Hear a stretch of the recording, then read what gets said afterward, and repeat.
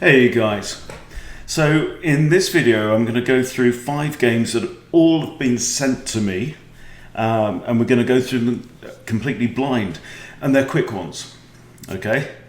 We're going to work up the rating range as we go, and let's kick off. And the first one was sent in by 2DC.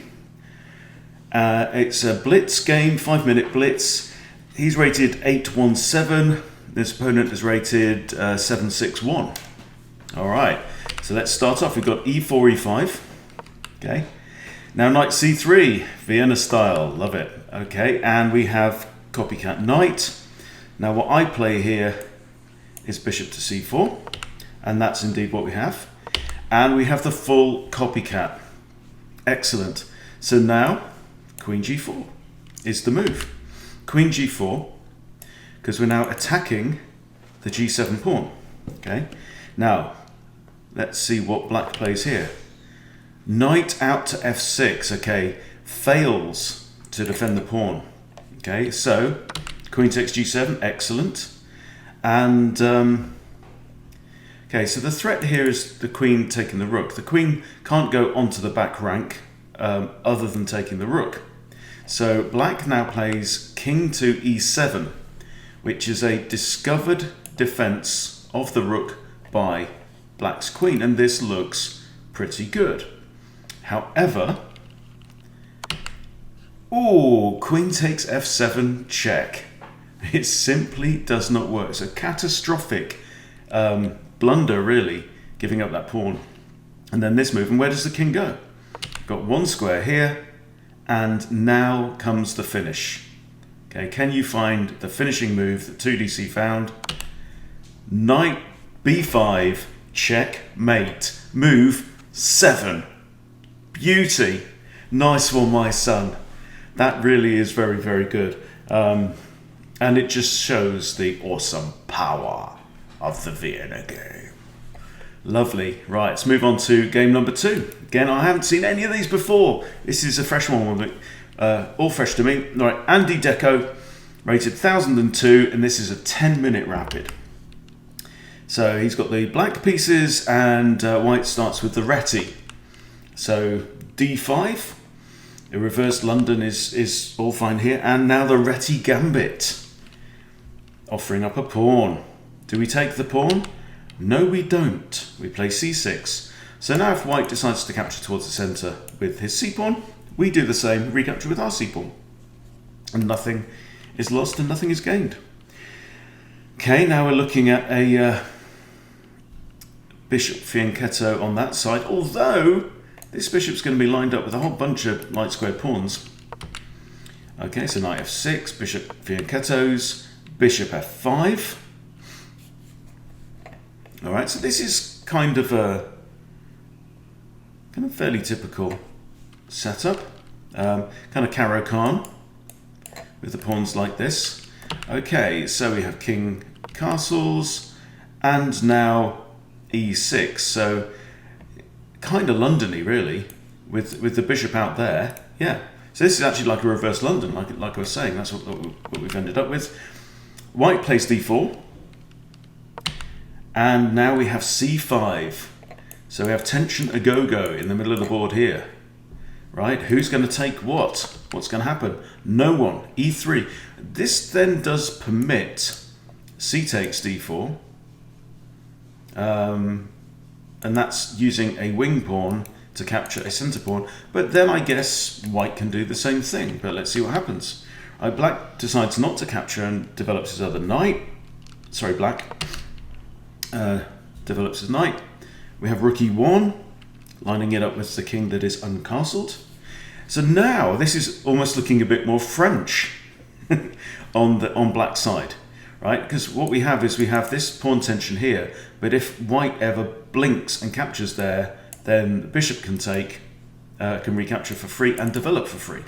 Okay. But here black initiates, okay, captures on d4. And e takes d4. All right, so far, so normal, it seems. Bishop out now hits the rook, and where's the rook going to go? Can't really go there, can't really go there. Yes, have a couple of options here, or go back sideways. The rook chooses. Oh, the rook doesn't move at all. We have a block. Bishop blocks. All right. Now, black doesn't have to do anything here because he's got a knight defending the bishop. Another option might be queen out here, queen out here. Castles looks good as well. But we have bishop takes d2, knight takes d2, bishop to g4 now. Okay, so now that's pinning this knight here. Okay, and there's only a couple more. Oh! With 8 minutes and 43 seconds still on his clock, white simply blunders. Boom, bishop takes queen, and at that point white resigns. Yeah, it happens. It happens a lot. It happens at much higher rating levels than this as well. But, you know, nice win. Well done, Andy. Here's a key thing, right? Always be ready and have it as part of your mental checklist that you go through on every turn. Did my opponent just screw up? Okay, I had, and I may even do a video on this, but it would be very painful to do. I had quite a good run yesterday on Rapid, and I had 3 games, right, that I lost because I resigned. And in all 3 examples, my opponent had made a mistake or a blunder, and then I resigned. Okay, absolutely mad. One of them, I had mate in 1. Okay, my opponent screwed up, but I went blinkered.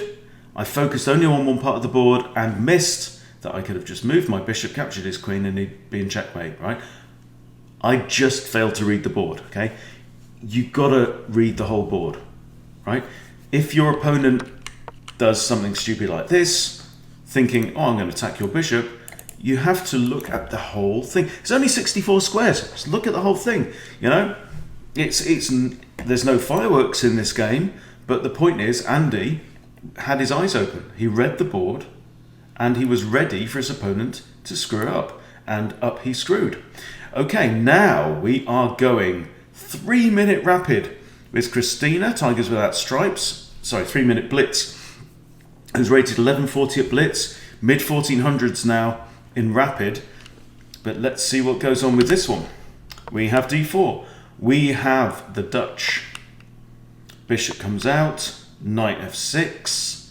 Okay, so we're looking like a London system maybe from white, and the Leningrad Dutch on black side of the board. Okay, right, this is not London. This is more typical Dutch from white with c4 and d4 out. Okay, so now typically bishop there, castles, and then maybe c6 is normal. I'm looking again at the Dutch.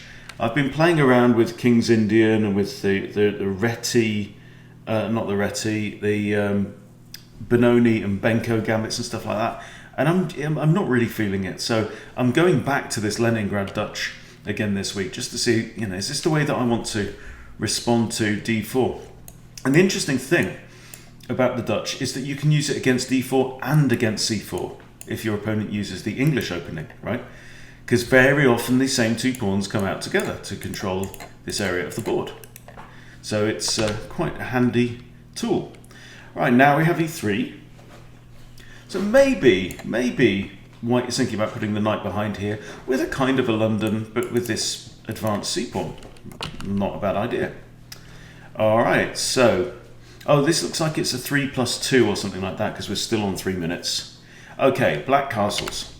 Knight c3. And I kind of like this. You know, I like the fact that the pawn is advanced here. So it's a bit like a kind of Jabava London with the pawn advanced to there. I like it. Okay, now d6 from black. Bishop comes out.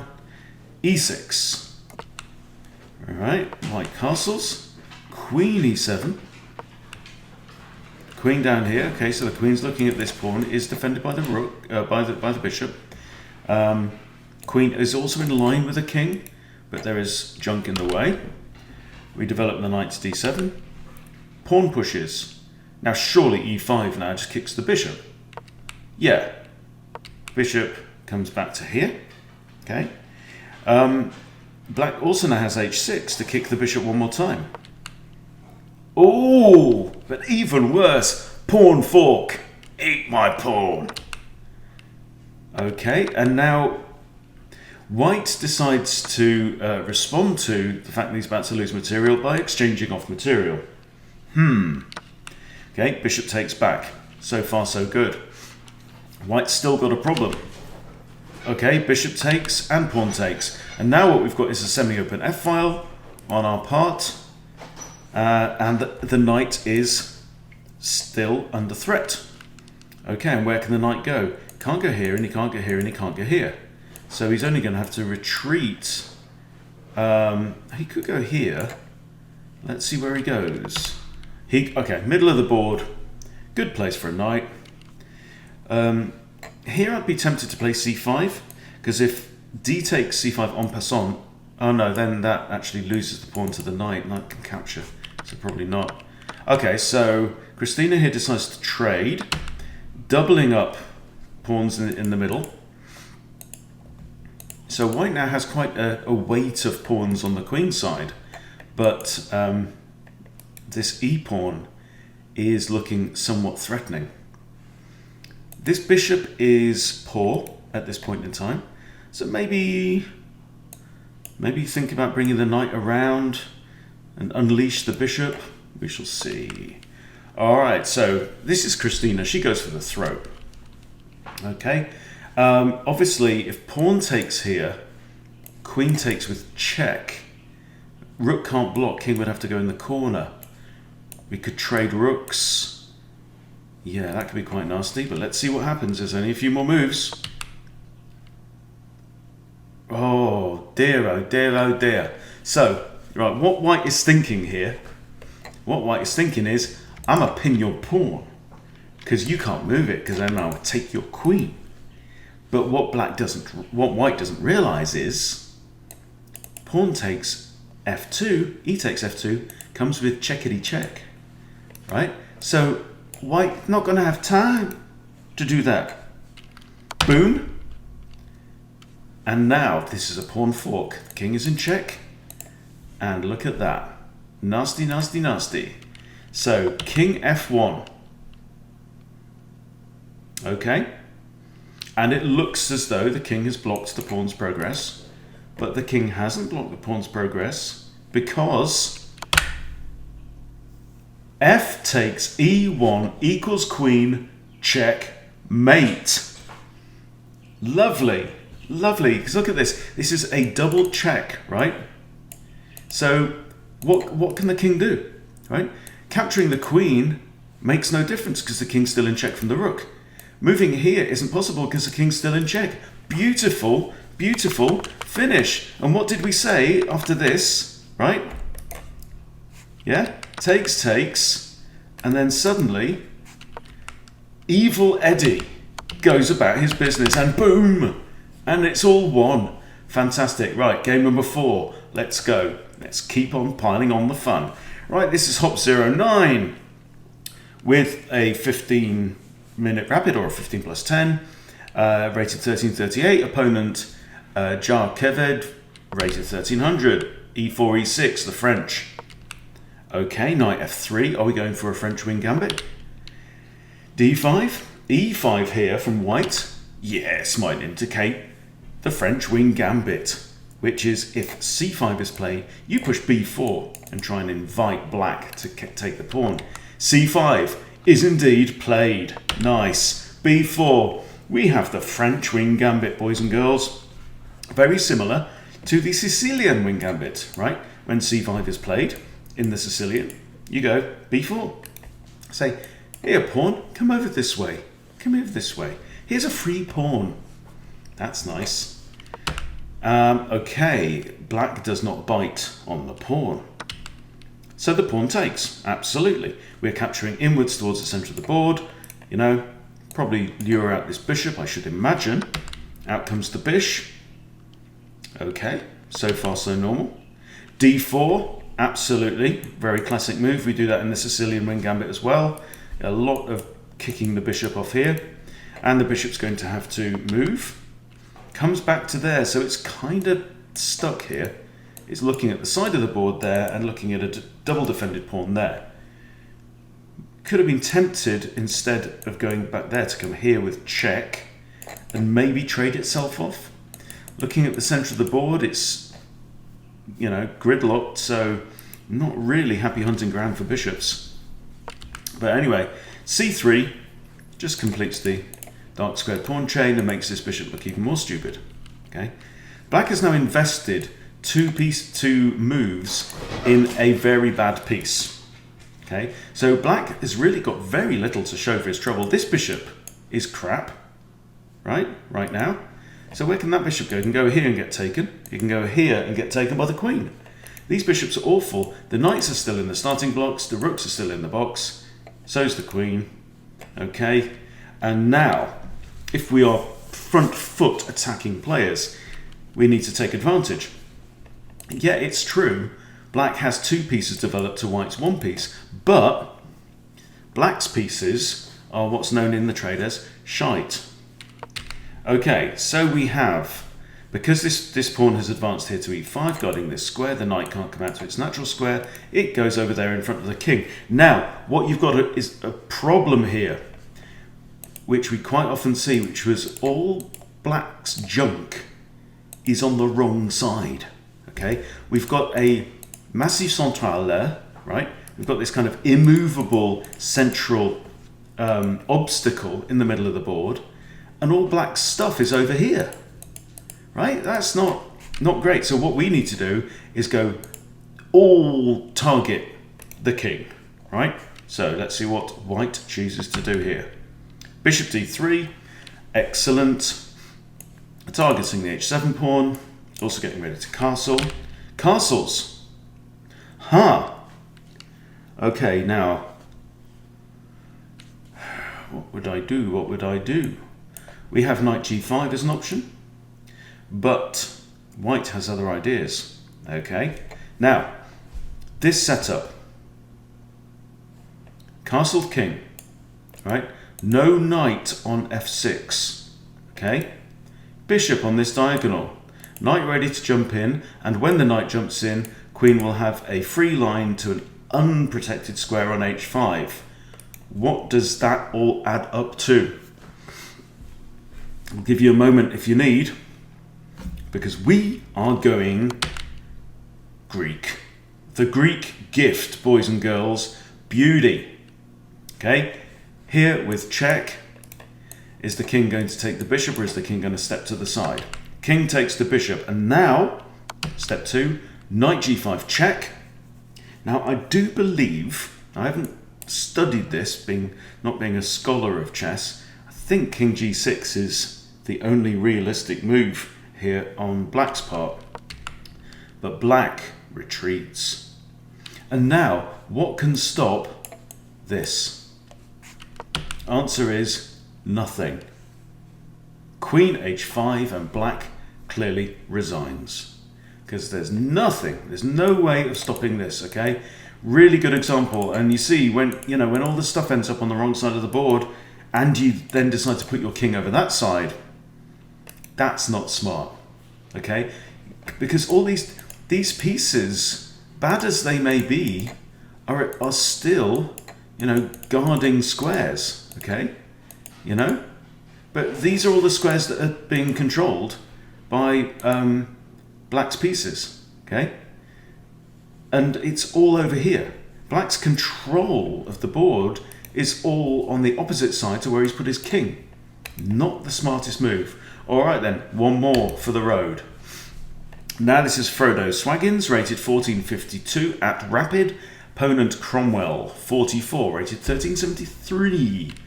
And another sub-20 move game.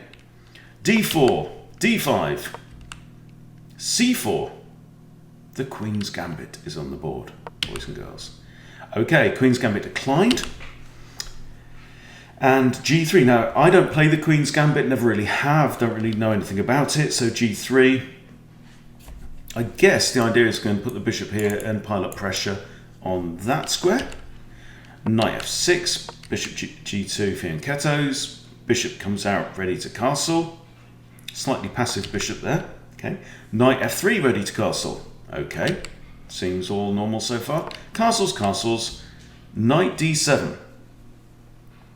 All right. Or knight b to d7. Knight c3 comes out. This pawn is still hanging, still there, saying, "Come on, black, do you want a free pawn?" Yes, thank you very much. I will have a free pawn. a4. a4. I mean, it supports the knight, but black's not really controlling that square yet. But white actually spent 1 minute 35 seconds on that move. That is a curious move. I'd be interested to know what Frodo's got in mind. What have you got in mind, Mr. Frodo? Well, maybe we'll find out. Okay. Anyway, so c5 is played. c5. I don't like the idea of takes and bishop recaptures, or even takes and knight recaptures. That just seems to improve black's pieces by bringing one of them further up the board. So, I mean, we could see d5, takes even. That's a thought. If we allow black to capture on there, queen up, it's not the end of the world. What does white do? e4. Okay, we're talking front foot chess. You don't have to react to what your opponent just did. e4. Nice, coming after this knight. I want to dislodge that knight. Takes, queen takes. Nice aggressiveness. Sorry, aggression is the correct word. Oh, and now this knight has moved. Notice, mark me, these queens are looking at each other. And this one is defended by the knight, this one is defended by bishop and rook. So again, we aren't obliged to do anything about it, but Frodo decides to trade off. And now bishop f4. That's an interesting square for the bishop. Yeah, I mean, both of these squares are defended by pawns. Two interesting diagonals. This one's looking at the knight. This one, bishop is currently looking at a lot of fresh air. But maybe it's preventing the pawn from advancing to a5. Okay, a6 is played, which interestingly undefends this knight. So if the bishop had been there, a6 wouldn't have been a very clever idea. Ooh! Misa like this. Right, if you saw my video yesterday on the Cube of Doom, right, this will make sense. Okay, this is a bishop fork. So what? And the problem is that this is a high value piece. So black does not want to trade a bishop for a rook, even though it's defended, right? Defended by a bishop, but black will go down the exchange if white captures the rook. However, on the other hand, white is also looking at the knight that is undefended because of a6. Whack, whack, right? Why a6? You know, it. Like I said, the first thing I noticed, it's undefended the knight for no reason. Okay, now, the problem with the Cube of Doom is that the bishop is looking at all of these squares, and the only way that black could resolve both of his problems would be by moving the rook out of range of the bishop in a way that it defends the knight, okay, from the bishop. And then there would only be an equal exchange, but he can't do it because the bishop is controlling, not that, right? Bishop is controlling all four corners of the cube. So the rook can't move to there or to there to defend the knight. Nice.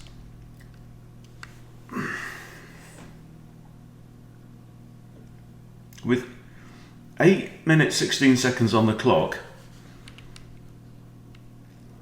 we have rook to d6 and the bishop takes. Okay, great example of the Cube of Dumb. Okay, our bishop recaptures, but oh no, I think we're going to get a pawn fork. Rah! Pawn forks. Hee love them. Hee we love these. Oh, it's all going horribly wrong, and Black agreed that it's all going horribly wrong, and Black just resigns at that point. So a couple of very nice moves there, and Black's just completely falling apart. This is a rapid game, guys. Somebody rated almost 1400 collapsed. In a couple of moves, it's all over. So there you go. There's just a bit of fun for a Wednesday. Hope you've enjoyed it. Hope it's inspired you to get your evil on and go attacking some people out on chess.com or Lichess or wherever you want to play.